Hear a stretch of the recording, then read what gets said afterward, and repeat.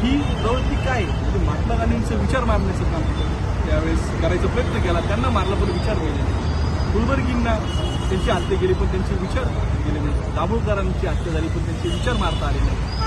छत्रपती शिव फुले शाहू आंबेडकर विचारधारेचे पाईक असणाऱ्या लोकांचा आवाज दाबण्याचं काम हे सरकार अशा गुंडांकडून करते. वाल्मिक कराडसारखे गुंड तुम्ही महाराष्ट्राने पाहिलेत, परंतु प्रत्येक जिल्ह्यात वाल्मिक कराडसारखा गुंड प्रत्येक तुमच्या तालुक्यात, तुमच्या जिल्ह्यात, तुमच्या पदाधिकाऱ्यांना भाजपच्या सामावून घेण्याचं काम हे भाजप करते. छत्रपती संभाजी महाराजांची, शिवाजी महाराजांची बदनामी कशावरून झाली? त्यांचं कारण काय होतं हल्ल्याचं? तर त्यांचं म्हणणं होतं की संभाजी ब्रिगेड एकेरी नाव आहे.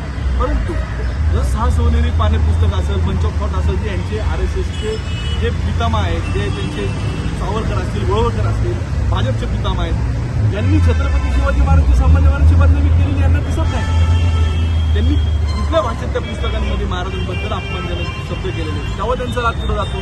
छिन्नम जेव्हा बोलतो उपमहापौर भाजपचा, तेव्हा ही शिपूळ घालून बसले असतात का? तेव्हा त्यांचं आत्मसन्मान जागा होत नाही का?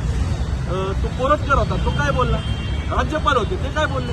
तो भाजपचा त्रिवेदी होता, त्यांचा तो म्हणतो औरंगजेबाची 5 वेळा महाराजांनी माफी मागितली, तेव्हा यांचं कुठं जातो आत्मसन्मान? फक्त जो प्रबोधन करतो, जो मानवतावादी दृष्टिकोनाचं प्रबोधन करतो, सर्व जाती धर्माला एकत्र आणतो, छत्रपती शिवराय त्यांच्या मनात रुजवतो, त्या माणसावर तुम्ही काय बोलतो? मला त्या नामर्दांना मला इथून सांगायचे आज आमच्या पक्षाच्या वतीने की सस्ती शोहरत पाने के लिए तुझे पंगा तो सही लिया, सस्ती शोहरत पाने के लिए तुझे